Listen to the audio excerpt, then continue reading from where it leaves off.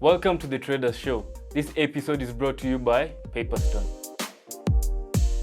Hello traders, welcome back to another episode of the Traders Show. Tonight we're going to be talking about the story of how our book, The Template for Understanding, a template for understanding the Forex market was born. The whole process of writing it, the story behind it, because many people often ask us, okay, you guys have authored a book. What was the process of authoring the book? What challenges did you have? How long did it take? How did you do the research? How did you put your thoughts together? Which parts did different people work on? What's entailed in the book?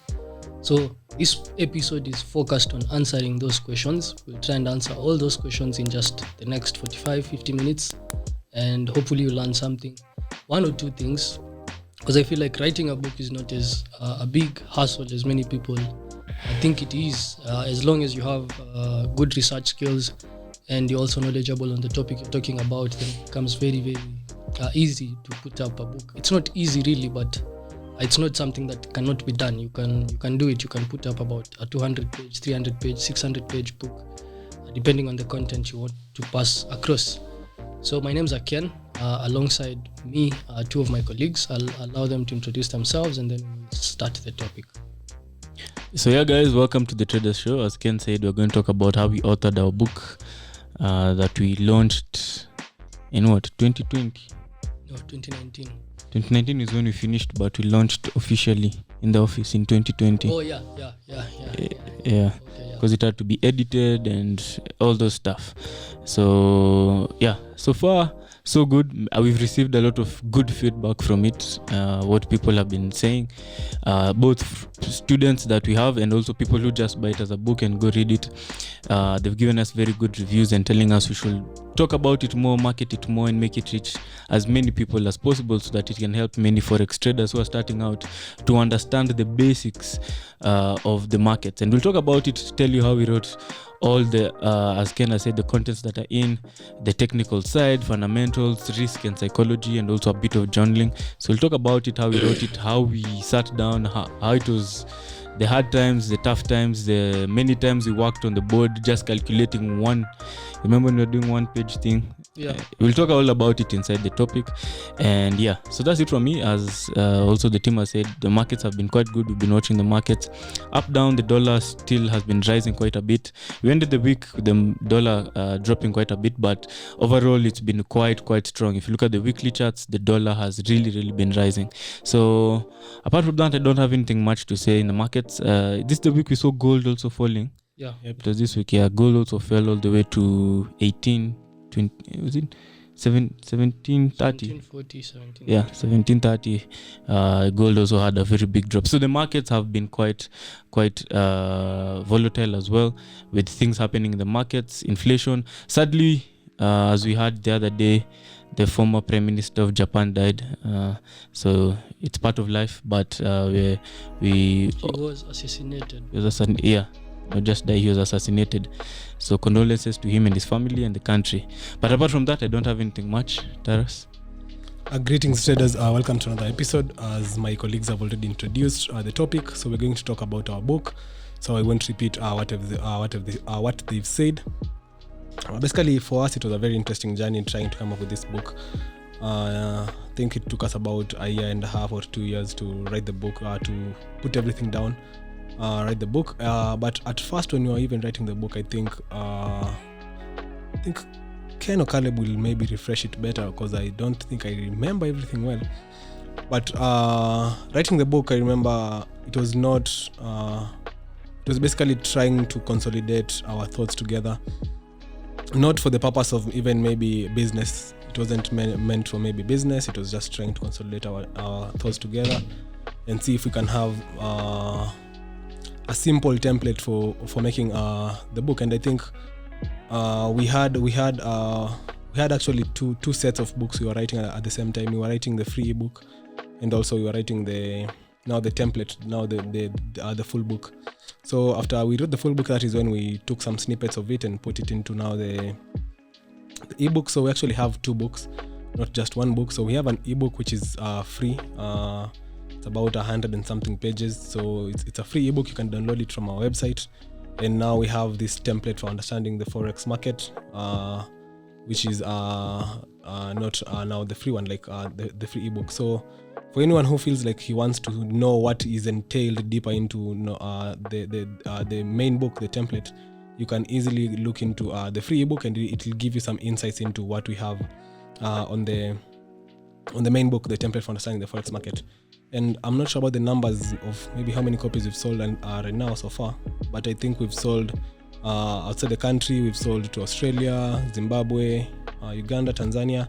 So it's also getting some global reach because of the global interest in forex trading. UK, So, US. Yeah, UK, US. So I think those countries have also bought our book. So it's an interesting path to see. Maybe since writing it, the editions we've had, because I remember the first time we had a very, very shady cover.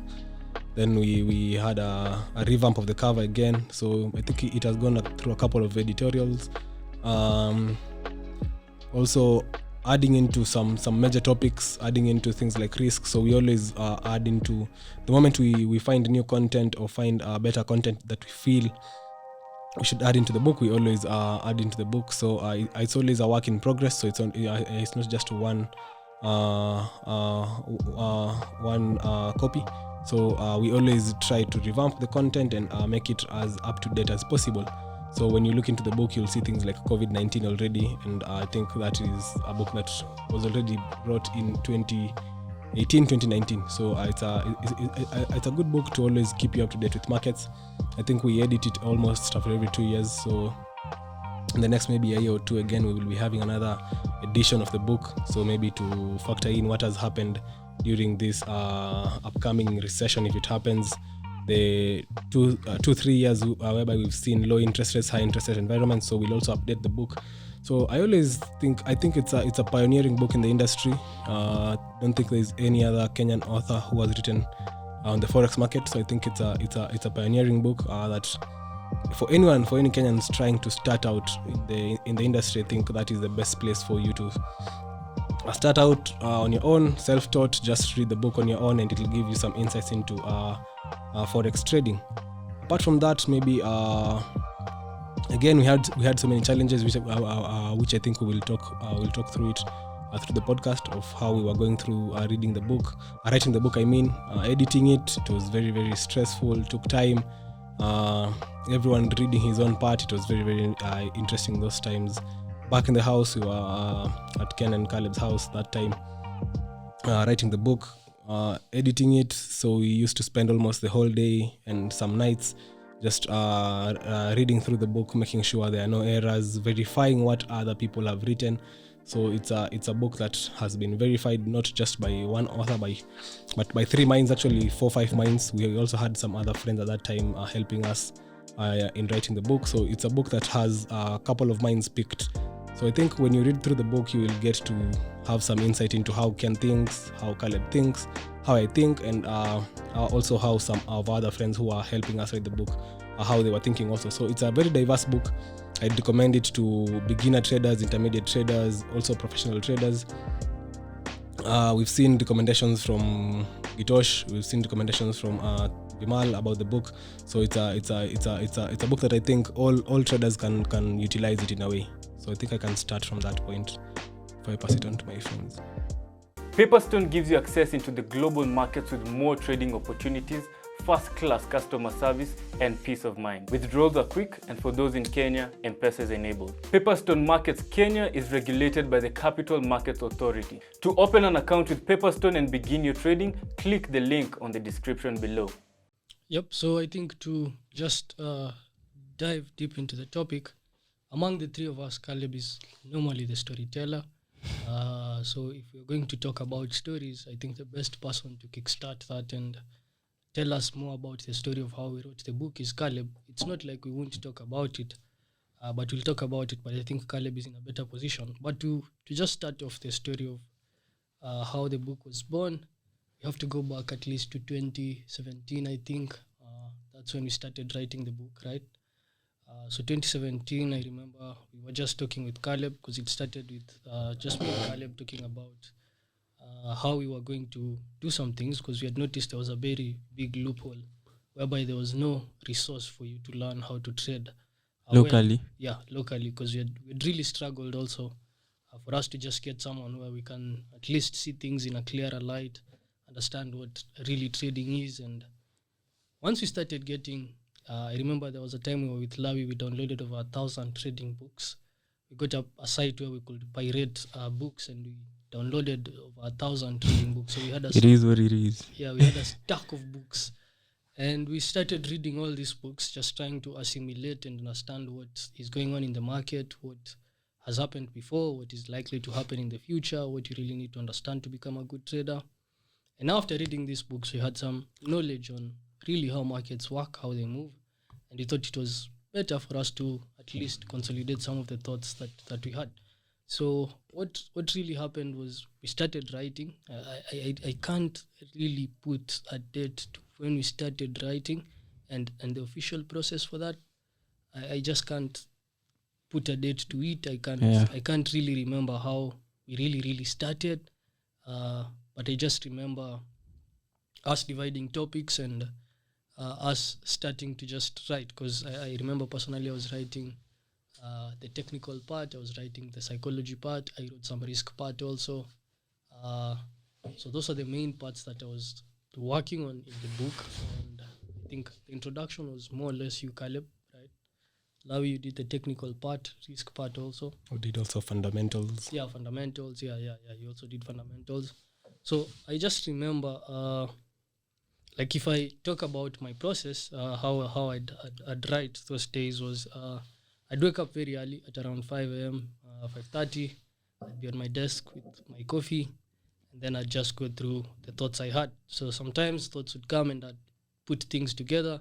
Other times nothing would come and I'd have to just take it to the next day, because if you're a writer, or if you've tried the process of writing, the times where just the creativity disappears and you can't really push that edge to the other side. What you really have to do is to just let go and wait for the creativity to come by. So when you have thoughts again, you sit down and you put them together. Did you have deadlines? Yes, we did. But I don't think it's time now to talk about the deadlines. We can just talk more about the process. So that's how I personally was writing. Then we'd meet every week or every month. Every week. Every week. Yep. Every week. And Because we were how many? we were 5. Yeah, we were 5. So it was the 3 of us plus Malims and Wahito. Wahito. Yeah. The Wahito was also learning from us. Yeah, Wahito was more learning than writing. So she was not really into writing. Yeah. Right? She was into editing, Yeah, editing, Yeah. reading, proofreading. grammar. Yeah, because I remember, actually, that's a very good point. I remember when I would write some psychological topics, I'd share them to her and I'd tell her, okay, what do you think about this? How is it? Does it make sense to you? Does it add up? And she'd give me feedback, we'd reiterate and change until we landed on something that really made sense. But more or less, that was my process. I think for the around 2 years that we were writing the book, it was more or less just waking up. If you have ideas, you put them together. If you don't, you just don't write anything. So that's how I personally went through it, the sections I was handling. Okay, so as Ken said, story time. The year was 2017, I think, as Ken said. 17, 18, one of the two. I think we really started 18 because 2017 is when we dropped out fully to Kansas. Now everyone was doing fully Forex from the house. 2018, we didn't last 2017. 2018, I remember we moved out now.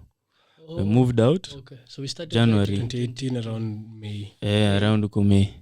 So, yeah, because we went to the house.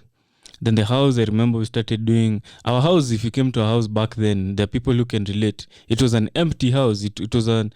We went and... We our had sitting beds and room... an office. Yeah, we had a That's it. beds in the 2 bedrooms, Ken's room and I. Then in the sitting room was a table, It was a just a chair. desk. Yeah, it was just like a desk. Yeah. And it was one, I remember we used to share before we brought the other one. And then we went and bought a whiteboard. Yep. I remember we saved up some money, went to town, Pale Latema. What's it? It's Savanis. The one that's at that corner. Yeah, Savanis. It's Savanis, yeah? You bought it at Savannah? Yeah, we bought it at Savanis. How did you ship it? I don't remember. Of course, not by Matatu. Yeah. I think they shipped it for us. I don't remember. or we had the car. I don't remember, one of the two. So we brought it to the house. Then our caretaker, the house came, and at least he has those abilities. Or he has different skill sets of putting it on the wall, expertise. So he kept for us, and then that's where the work started. That's all we needed. Our desks, we needed Wi-Fi, and I remember that time we had bad Wi-Fi. Yeah. We had Wi-Fi for the building, which was acting up all the time. That days when there's no Wi-Fi, we can't do anything. Yep. I remember it used to be slow. Everyone is sharing the Wi-Fi. Then the building refused us to put outside Wi-Fi. So it was a long process. So now this time we relied a lot on books, because we couldn't go online much. There are days you don't go online. There are days Steam imepotea. Yep. So you just go online. And I mean, now we have the books in the laptop, so you can easily read the laptop or the phone.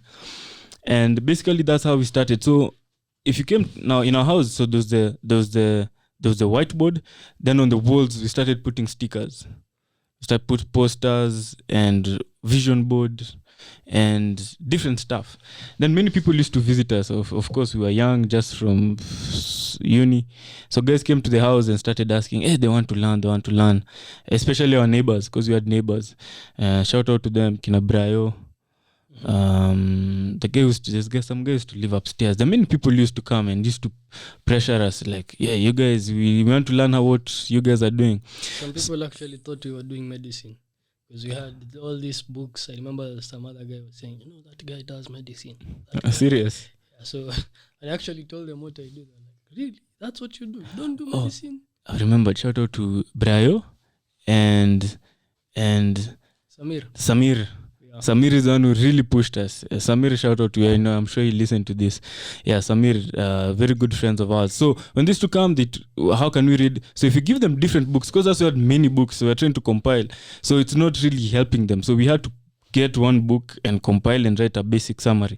So when we started, did we start with the small one or the big one? The big one. Started with the big one. So now, because now Taras used to come to the house all the time. Taras and Malims. Now Wahito come in daily. Yeah, almost daily. Sometimes we'll even go to their side. Yeah. But mostly we used to meet, because we had the whiteboard, so at our place was a bit convenient. So we used to meet there, and then we discuss, we talk, and then that's when we started now giving out, okay, you guys have been asking for a book, you guys, we write one. And at that time, it didn't really feel like, though you can tell someone I'm writing a book. Yeah. It didn't feel like that. It just felt like we're just working on a certain project together. It didn't feel that heavy. So that's when we decided, okay, Ken has been reading a lot of psychology books. That time he hadn't gone that deep on psychology. Ken started psychology kitambo, because Ken is also an avid reader, so he used to read a lot. Me remember that time I was still catching up. I never used to read that. Taras, that time, and you said, were you reading as much? Me, I wasn't reading. I was catching up. And that's when we decided, okay. But that time, now, we had different strengths. That's the time Ken was saying, Caleb technicals, when my look left structurally, it's clue. We're reading those ones, candlesticks. So we knew how to divide the work. So we started going also. May did a lot of introduction. So we divided. Taras does fundamentals, because he did the whole of fundamentals. Yeah. Taras did the whole of fundamentals, which is, he's the trainer. When you come, he's the tutor who will tutor you on fundamentals. That's his specialty.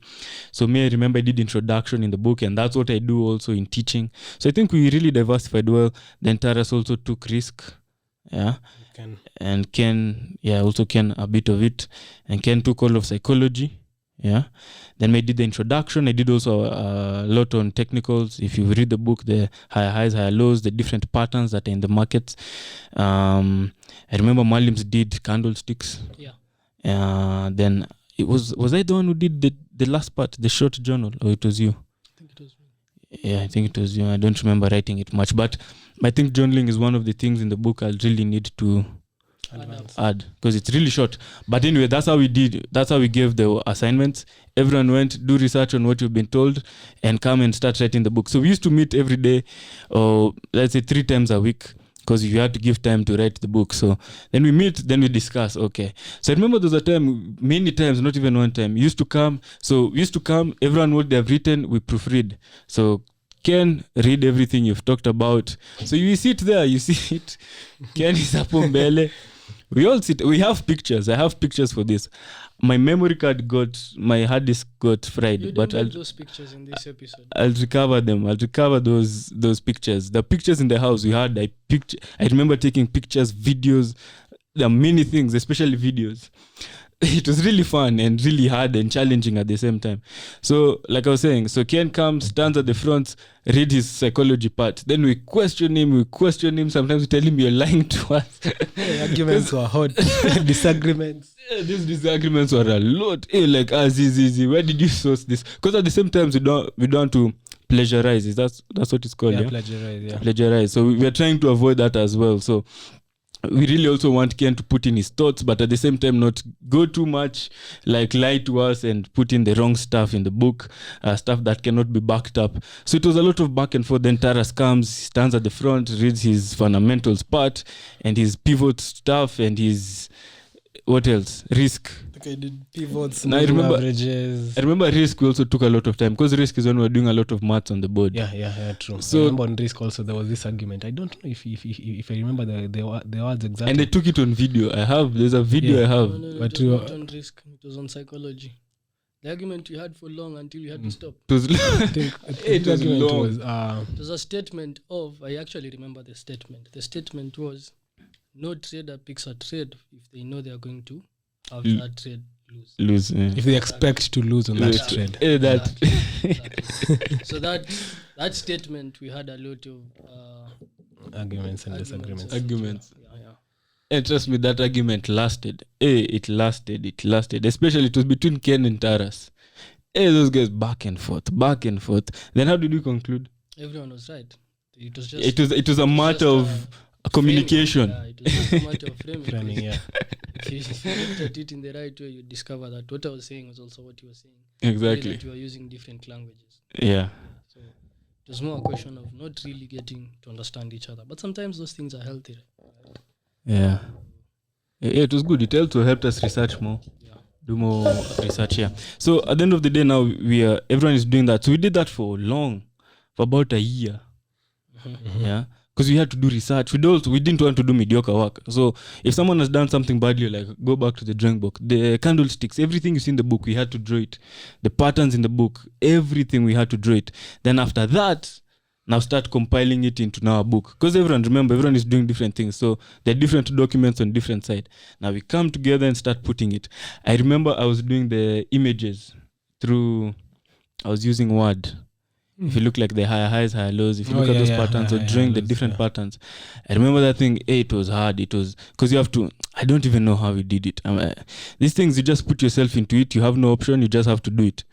I think that's how we've done most things. Actually, it's not really a question of, it's just a question of you have to do it. So just do it.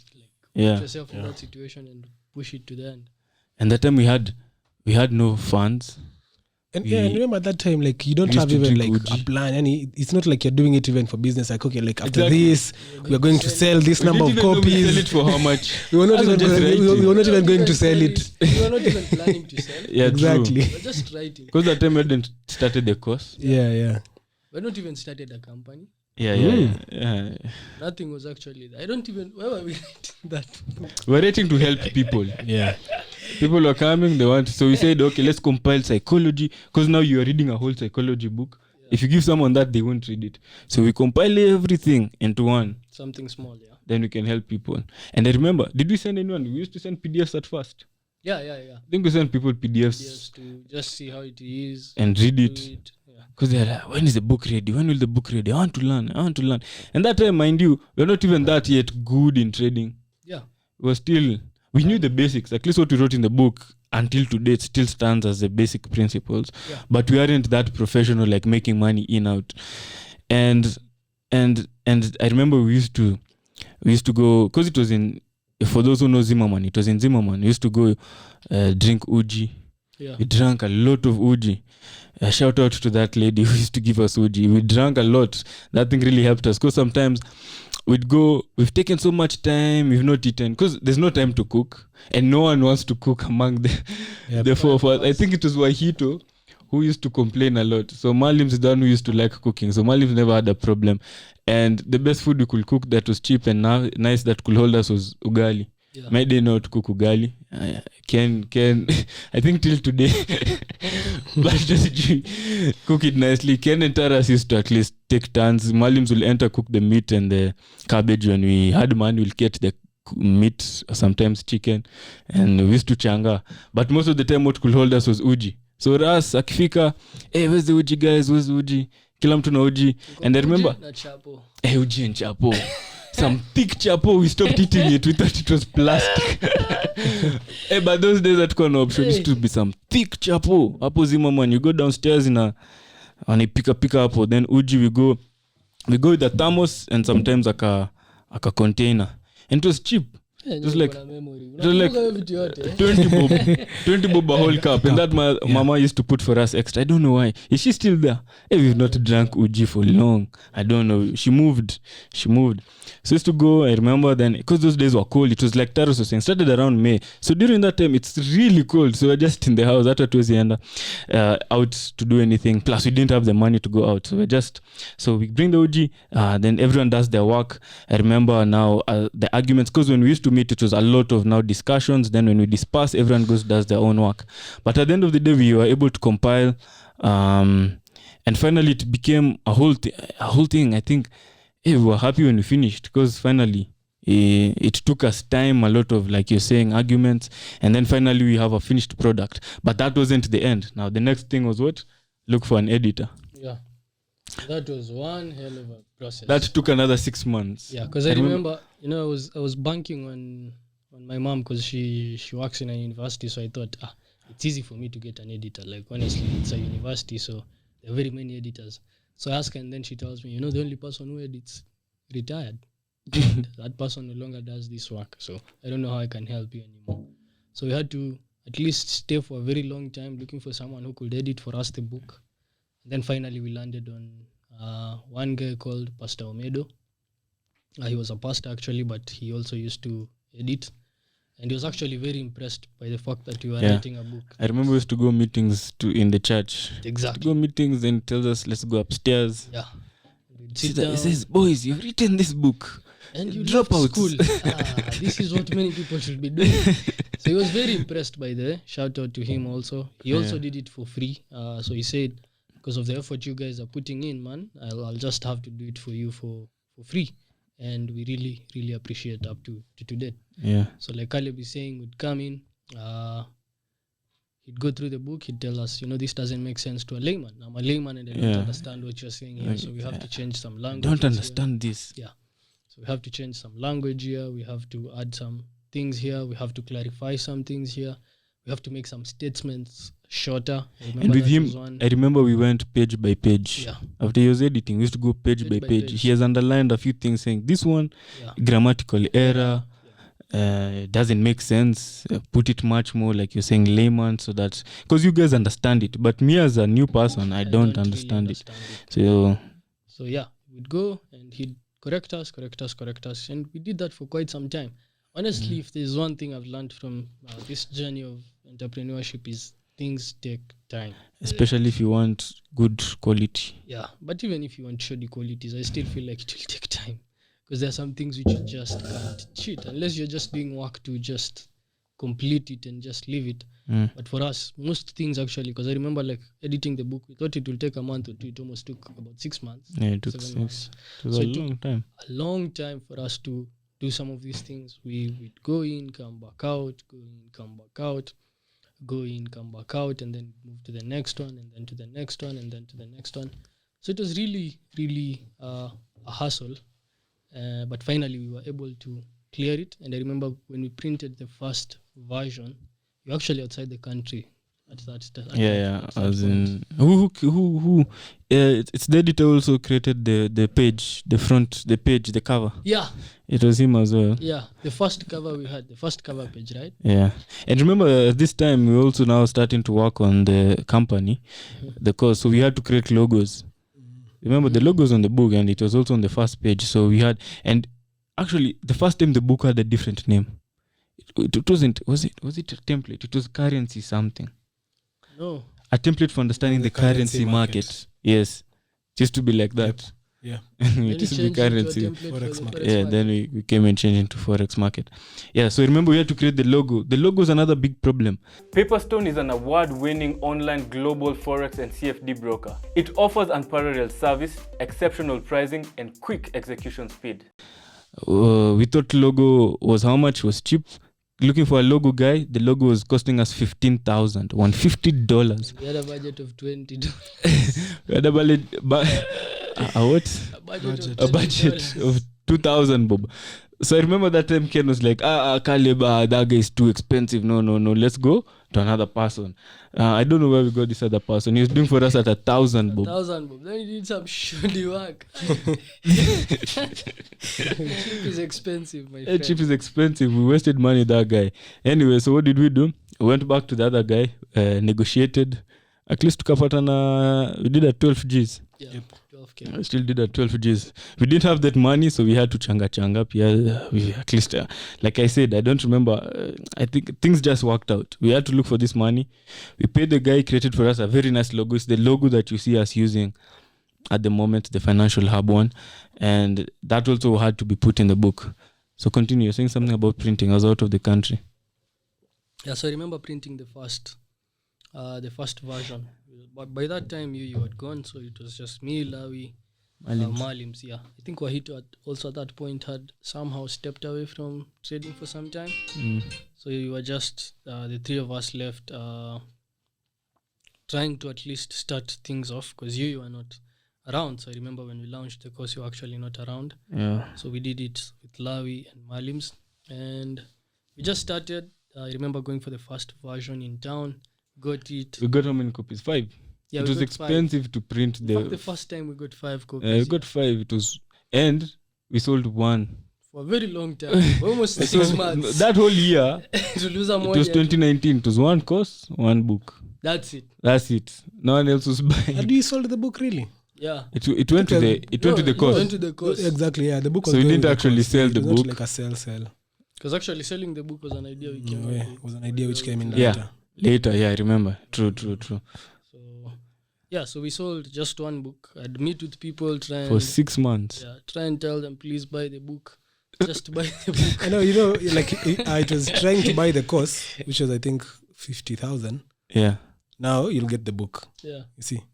So it wasn't a book standard. And at that time, people giving 50K was and we didn't have an office. It was, what do you call it? Briefcase. Used to meet people at Java. I'd met a couple of people at Java in Sarit. I'd met a couple of people at Java in town. Java was actually my spot. So ukiona ngalo so a laptop hapo Java. Muheshimu bana, ni startups around. Kuna inaanza. Ndio inaanza bana. So kumbuka ulikuwa unakuja because I was in the UK. Ken used to call me and tell me, "Hey Caleb, nilikuwa naenda hizo meetings. Pesa inaisha, naomba huu client alipe." Because you go order yuka soda or yuka coffee kai. Jaguar rahisi. Shout out to them. Suko na hapa. Ken ananiambia, "Caleb, nilikuwa tunaomba mse alipe bill." Kama atalipa hii chai.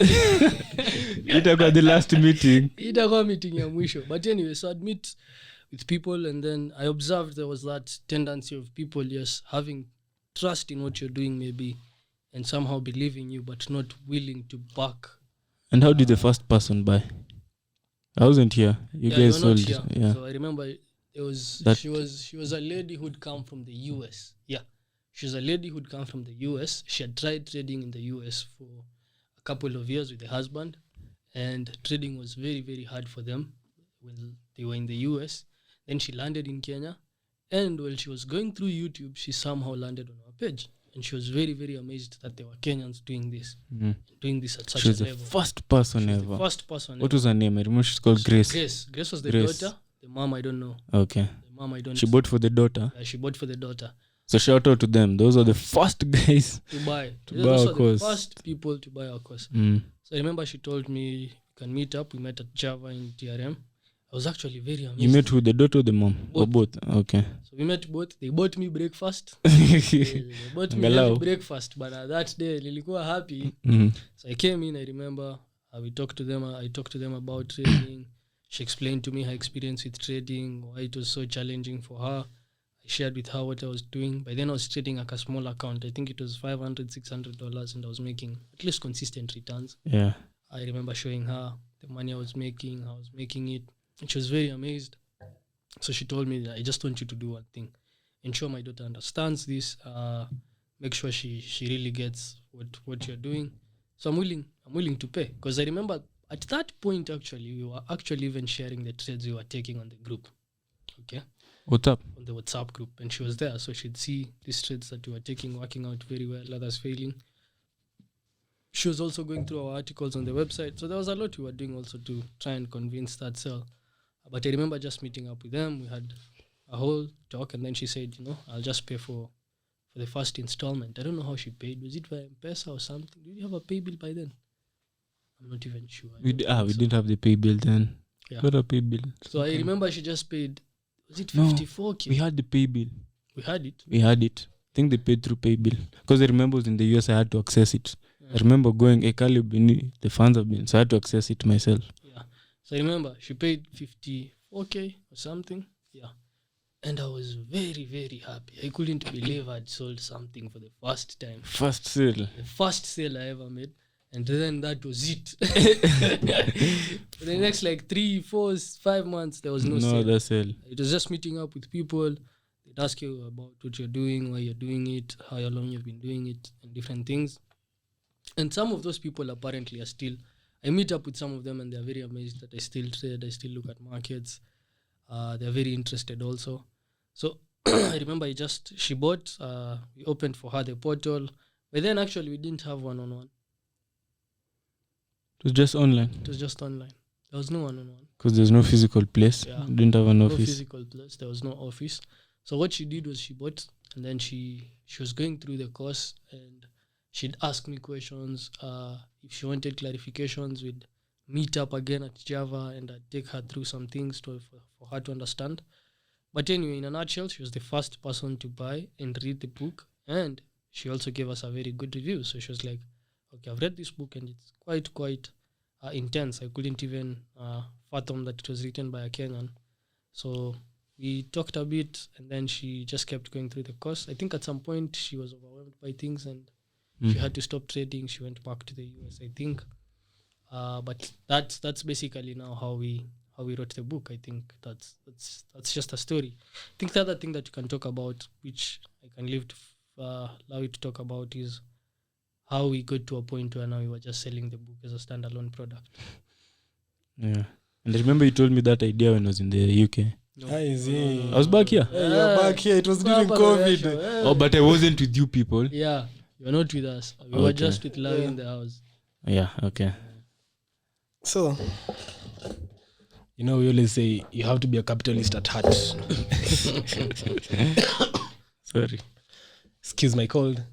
So I remember it was this time. I think it was during COVID, Ken. Yeah, it was COVID. So this book, as they've said, it was a book going. You're getting the book if you're buying the course. Yeah. So it was a complementary product for the course.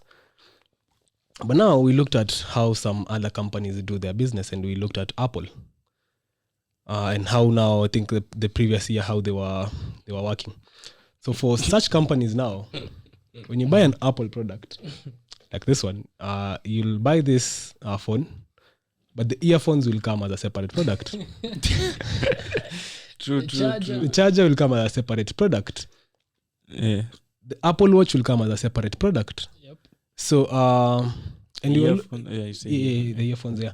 And we looked at now our business, and we were giving out our course plus the book, which was not like a bad model. But now COVID came, things were tough. So guys were not really buying the physical course. So the physical course was not really moving. We had just gotten into the office. So we had rent obligations to meet, I mean.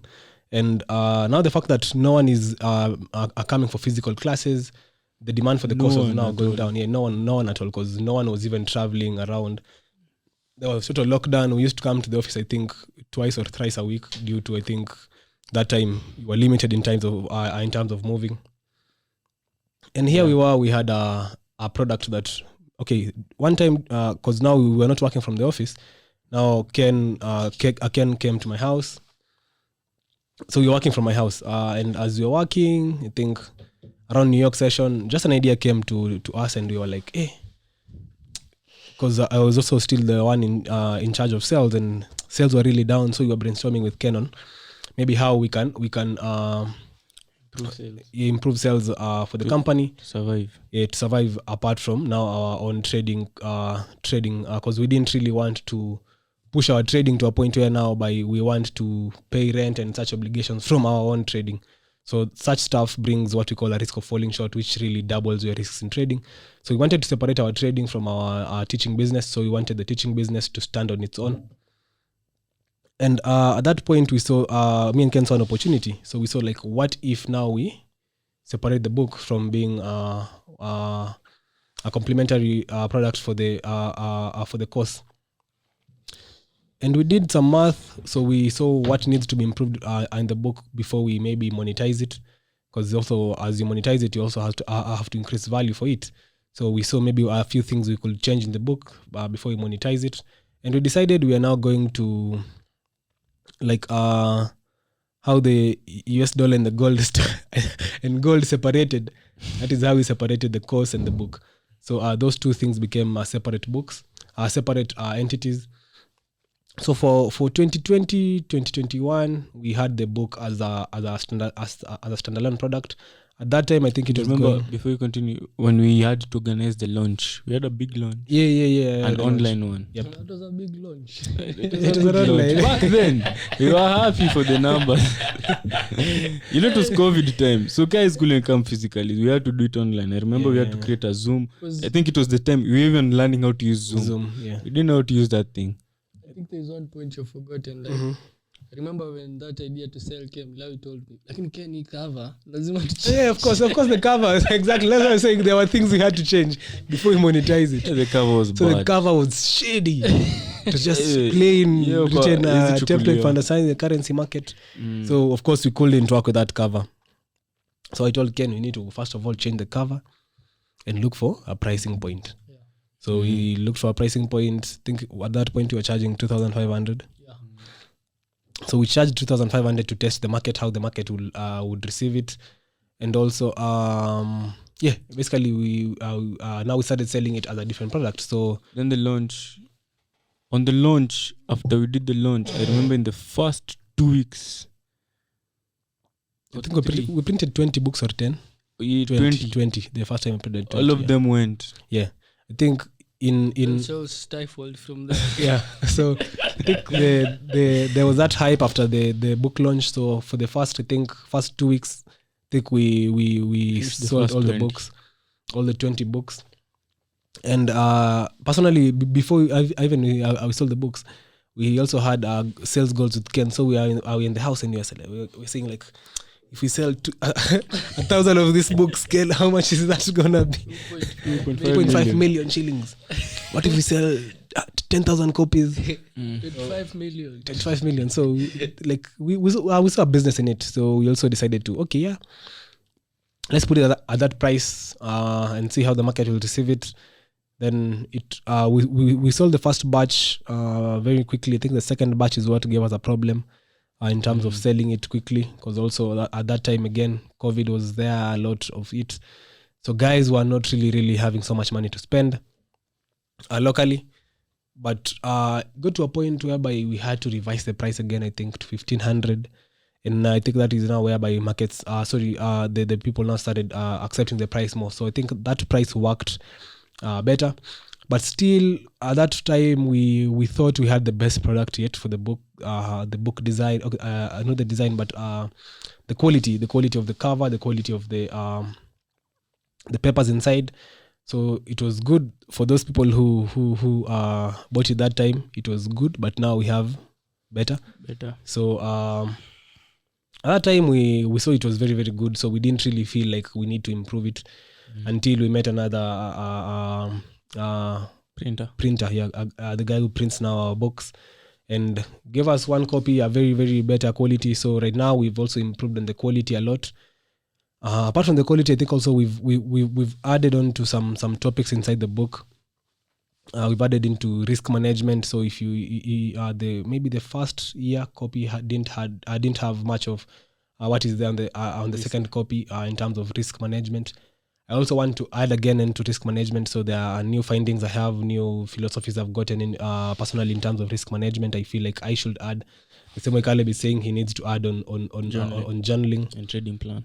I think Ken also has some works on psychology. So it's a book that you will always evolve. So always feel free to buy the next copy, so that at least you get up to date with what we are trying to improve in terms of our own findings in the market. And I think a big part of even us being able to write this book was actually first of all getting to a point where you first of all love books and love reading. Because I remember for us, when I was in campus, I didn't really enjoy reading because I really didn't love what I was doing. So it wasn't. Yeah, exactly. That's again. I didn't love civil engineering. Like physics, high school or uni? Uni. Oh.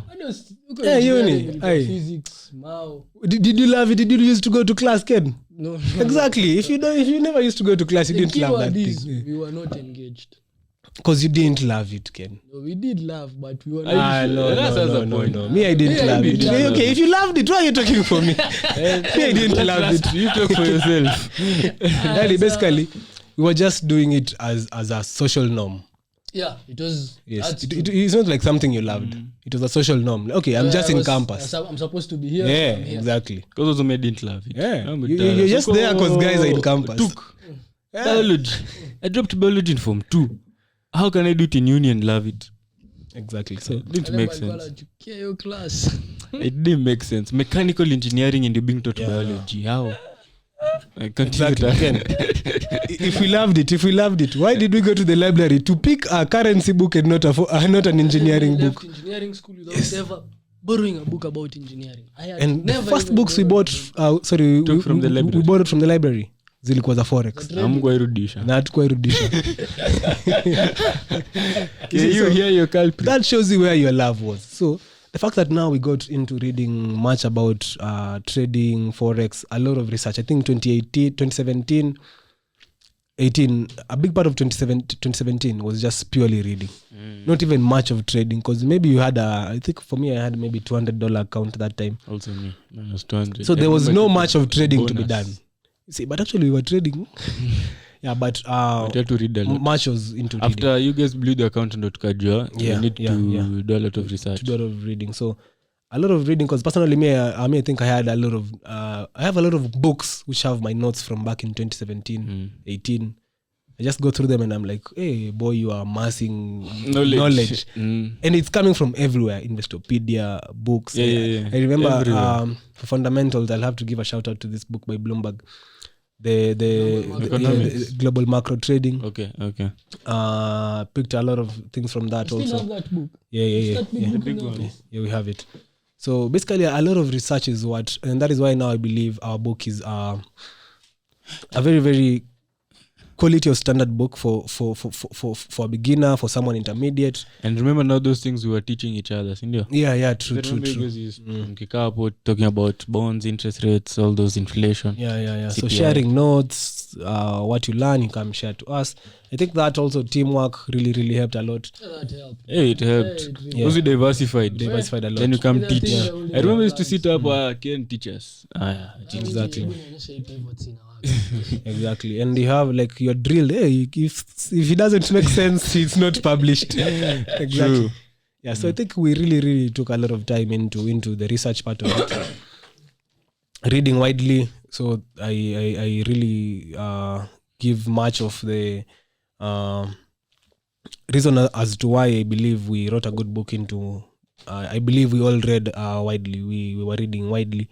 At that time, we didn't have much in terms of running the company. The company was still it was just an idea. It was not even there. It was not even there. So there was no much of managerial work. It was just purely learning your own trading, meeting to see if the content is right. At that time, also, I think we were also working on the course. Back to back. Yeah, back to back. So there also that work on the course. And just juggling a lot. Then we started, I think until right now, maybe we sold about 300 copies. Maybe some going to giveaways. We've given a couple of giveaways. We've donated some, so we also do some social charity here and there. So we've donated some into foundations.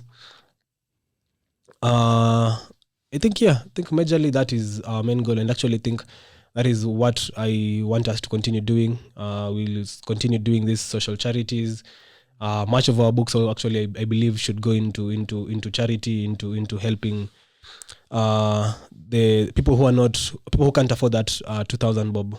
I think we are working on some projects of how maybe we can get these books to the masses of those who can't afford through some charity work. So that is what we are trying to do with the book.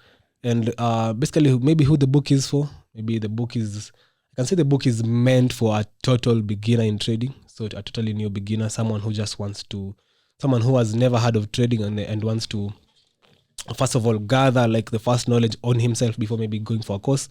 So I always say it's also important for, at least before you come for a course, have some basic intro or some basic background into trading.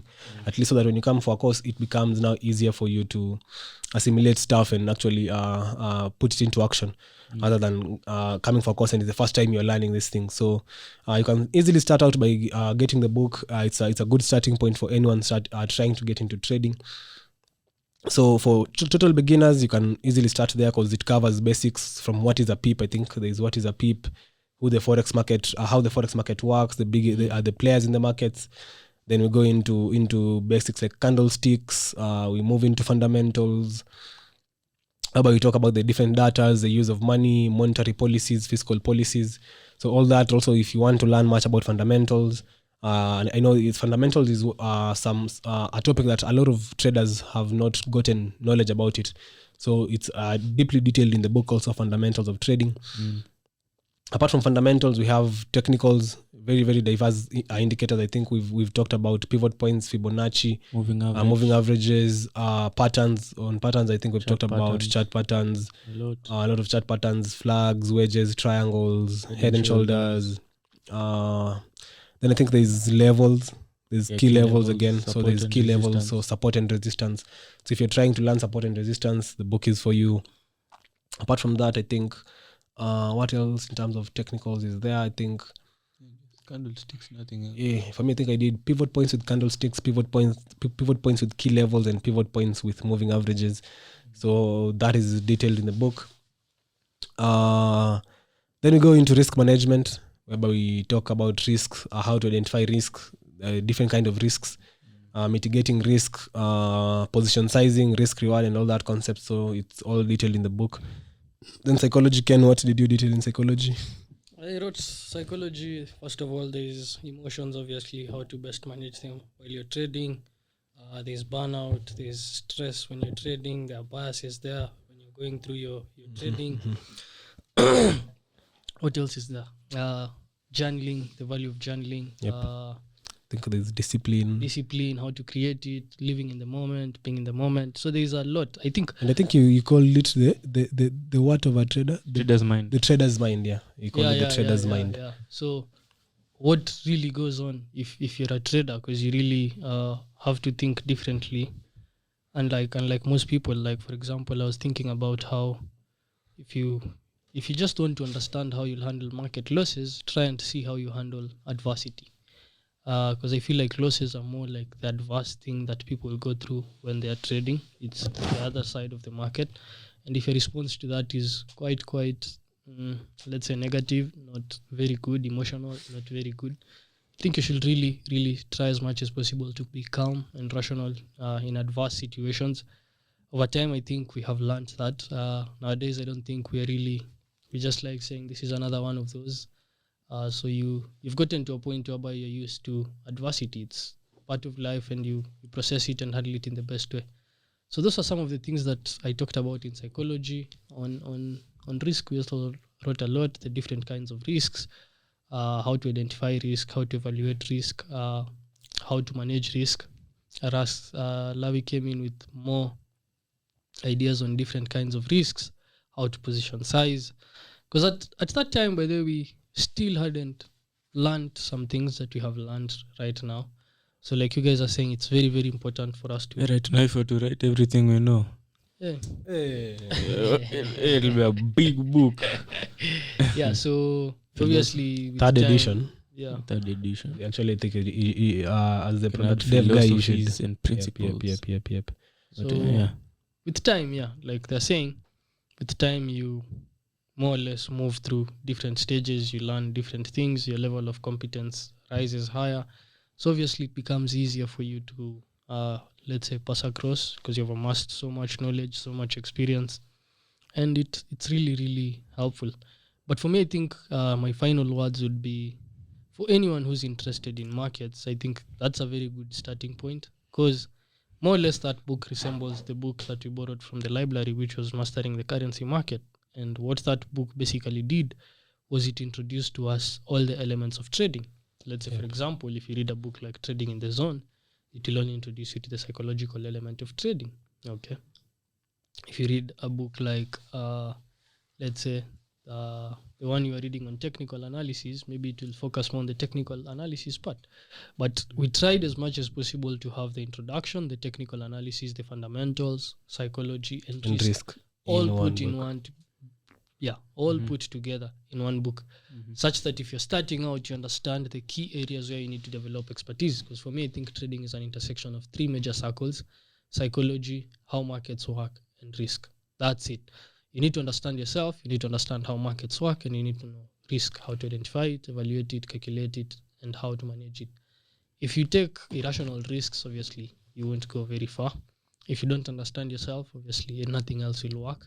And if you don't know how markets work, then you're still at the mercy of the market. So those three things are very, very important. We've tried to detail them in the book in the best way possible. That could be your starting point, a very, very good starting point. And it could help you move forward. Because I think, like for us, when we started, it was 10,000 hours on the chart. That's what we did. Yep.